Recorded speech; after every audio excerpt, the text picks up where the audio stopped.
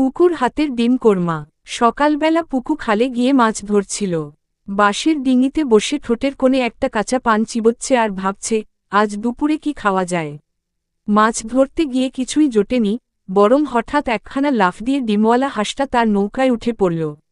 পুকু হাঁসের পিছে দৌড় দিচ্ছে আর হাঁসটা নৌকা থেকে ঝাঁপ দিচ্ছে, শেষমেশ একটা ঘোলা পানির ডোবায় গিয়ে আটকে গেল।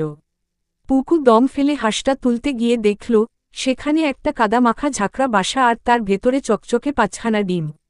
পুকু বলল, এগুলো হলো বেহেশতের ডিম, আজ কোরমা বানাই। পুকু খাল থেকে ফিরে রান্নাঘরে ঢুকল।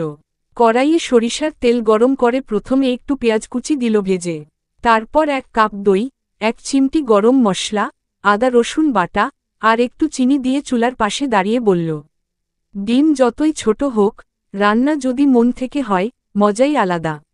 ডিমগুলো সেদ্ধ করে হালকা করে ভেজে নিয়ে কড়াইতে ছাড়ল। ঢাকনাটা দিল ঢেকে আর দোয়া পড়ে বলল, আল্লাহ যেন ঝাল ঠিক থাকে। রান্না শেষ। গন্ধে পাশের বাড়ির রামচরণ কাকা এসে দাঁড়িয়ে বললেন, পুকু কি কোরমা করলি নাকি?